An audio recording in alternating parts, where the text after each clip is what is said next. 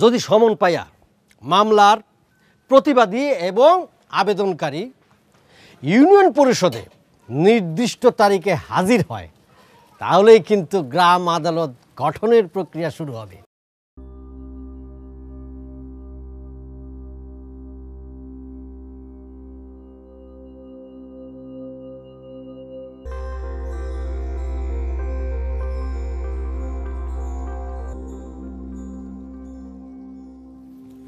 বাবর আলী মামলার আজকে প্রথম হাজিরার দিন। আবেদনকারী এবং প্রতিবাদী উভয় পক্ষই হাজির হয়েছেন।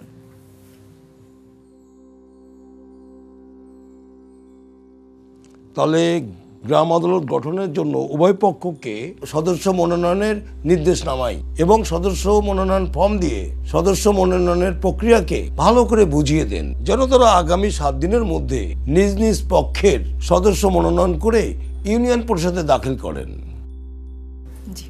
একটু ঠিক করে দিন। জি স্যার। এই যে আপনারা দুইজনেই হাজিরা শিটে সাইন করেন।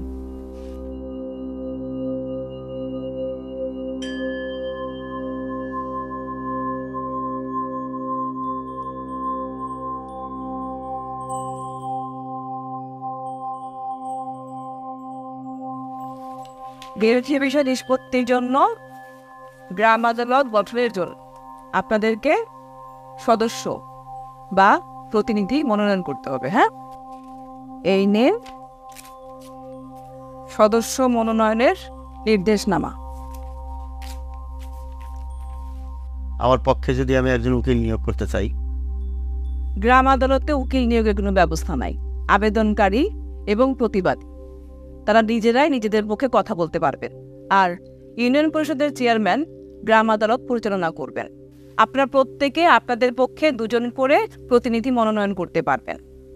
তবে এই 2 জনের মধ্যে একজনকে অবশ্যই হতে হবে ইউনিয়ন পরিষদের সদস্য, আরেকজন স্থানীয় যে কেউ, যারা কিনা এই আদালত প্যানেলের সদস্য থেকে বিচার কার্য পরিচালনা করবেন। আগামী 7 দিনের মধ্যে সদস্য মনোনয়ন করে এই ফর্ম দুটো ফিল আপ করে জমা দিয়ে দিবেন। ঠিক আছে? সদস্য মনোনয়নের নির্দেশনামা পূরণের ক্ষেত্রে প্রথমে ডান পার্শ্বের এই বক্সে মামলার নম্বর, দায়েরের তারিখ ও মামলার ধরন লিখতে হবে। তারপর এইখানে ইউনিয়ন পরিষদ, উপজেলা ও জেলার নাম লিখতে হবে। এইখানে যাকে নির্দেশ দেওয়া হচ্ছে তার নাম, অর্থাৎ আবেদনকারী হলে আবেদনকারীর নাম, আর প্রতিবাদী হলে প্রতিবাদীর নাম, পিতা বা স্বামীর নাম ও পূর্ণাঙ্গ ঠিকানা লিখতে হবে। এইখানে প্রযোজ্য ক্ষেত্রে আবেদনকারী বা প্রতিবাদীর উপর টিক চিহ্ন দিতে হবে।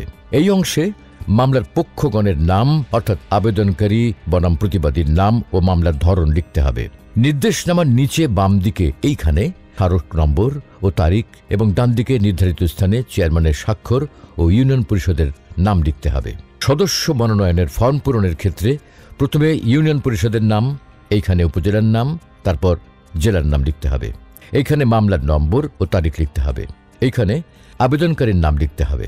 তারপর প্রতিবাদীর নাম ও মামলার ধরন লিখতে হবে। এইখানে বামের অংশে ইউনিয়ন পরিষদের সদস্য হতে মনোনীত সদস্যের নাম, তার পিতা বা স্বামী, গ্রাম, ওয়ার্ড নম্বর, ডাকঘর, ইউনিয়ন, উপজেলা ও জেলার নাম লিখতে হবে। একইভাবে ডানের অংশে স্থানীয় ব্যক্তি হইতে মনোনীত সদস্যের নাম, তার পিতা বা স্বামী, গ্রাম, ওয়ার্ড নম্বর, ডাকঘর, ইউনিয়ন, উপজেলা ও জেলার নাম লিখতে হবে। উল্লেখ্য, সদস্য মনোনয়ন আবেদনকারী ও প্রতিবাদী উভয়ের ক্ষেত্রে প্রযোজ্য হবে। এই সদস্য মনোনয়ন ফর্মের নিচের অংশে এইখানে আবেদনকারীর ক্ষেত্রে আবেদনকারীর স্বাক্ষর সহ তার নাম ও তারিখ লিখতে হবে। একইভাবে প্রতিবাদীর ক্ষেত্রে প্রতিবাদীর স্বাক্ষর সহ তার নাম ও তারিখ লিখতে হবে। এইখানে প্রযোজ্য ক্ষেত্রে আবেদনকারী বা প্রতিবাদীর উপর টিক চিহ্ন দিতে হবে।